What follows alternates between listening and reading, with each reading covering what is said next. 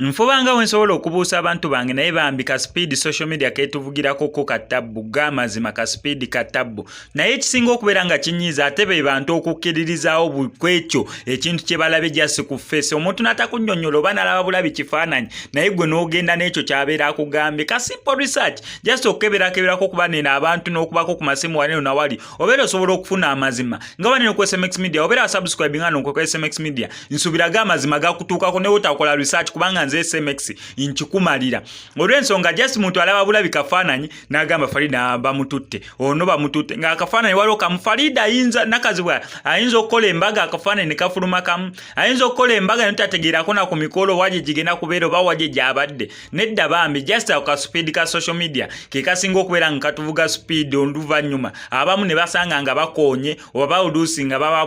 babuulidde information food ddala wanene ku SMX Media fe tukolako ka research akatinti nera bifaananyi bansindikidde nga 2-3 ngenza okugira moment nga just bino Farida nakazi bambi ali mukubeera nga promotinga bridal shop yani Gomez oluusi mutero mulaba nga azambadde zaba abantu abapangisa gawuni z'emikolo gy'embaga nekigundi baziyita batya Gomez mu luzungu baziyita batya tezirina kyaka kya luzungu Gomez boarding Gomez kigambo boarding kya luzungu naye lwaki bakituuma Gomez okitegeera Gomez sigimanyi mu luzungu naye bapangisa Gomez zaffe culture ya wano mu Buganda so abazungu tebagina ka idea that means esigala Gomez katate ekigambo boarding kwanga abakadde nnyo oluusi bagiyita boarding mpa boarding yange eno ate boarding kigambo kya luzungu kale kyonna kye kiri naye Farida nakazibwe ali mu kubeera nga promotinga just eno bridal shop yani mu kubeera nga marketinga nera nga akubira akalango yes gwe batutte nedda nze SMX nange ate sagana kukyogera kekyo kiringa nga wonna walaba Rema namakula uyalinga na bridal shop emja promotinga bwatyo nayambalamu mu wedding gown efana nebiyita ne bagamba Rema tanso okwegezaamu simanya mu gawuni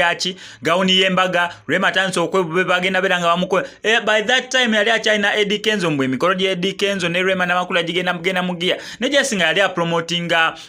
gawuni oba bridal shop nera watu nayambalamu ne bamukuba ebifaananyi kwegamba nanyumira mu kadali so kye kimu ne ku Farida nakazibwe bambi wekitowe kyabadde sinti ye bamukubye embaga nedda ya kyaliwo bulungi ate namwe abawooza simanya Bruno K because ebita ate Bruno K eyo story ya Bruno K ne Farida banange mujigale tebali in relationship tebali mu kubeera nti ne abekwasaganya mu ngeri yonna Farida nakazibwe wamu ne Bruno K just ezo byali bigambo by'abantu ne actually bigambo by'abantu ebi byaleetera ne Farida nakazibwe okumitinga Bruno K be batandika ekiboozi simanya Bruno K ayaga Farida nakazibwe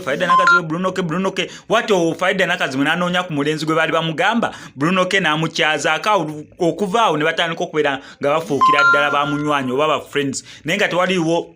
relationship eriwo ntinera mwami mukyalo oba webitono ebisigadde nedda just oli amutwalanga friend we nera mukwano gw'aba baana be Bruno K kyalo wa Farida na bazanya n'abaana kwegamba balinganga kati ba family friends oba best friends kyonzo okubeera nga okitwala naye ebya relationship tebiriiwo so kye kimu ne ku byembaga tewaliwo mbaga egenda maaso wa Farida nakazibwe olw'ensonga just ali mukubeera nga promotinga bridal shop gwagala okubeera nga joininga SMX WhatsApp group kebera awo mu comment mu comment ya SMX Media mwentadde link ojabira ngo osobola okujoininga WhatsApp group mwandi joininze nga tennajjula kubanga wenejjulira nga ndekerawo okubeera nga nteekako link eyo abasigadde mwaba n'amanya ntambula ne bannaffe aba Peleska accessories and spare parts basangibwawo ekireka opposite Centenary Bank ekizibu kyonna ekikwasaganya ku mmotoka gw'otuuka ekireka ku Centenary Bank ng'obakubirako bagenda bera basobola okubeera nga bakuyamba MSSMX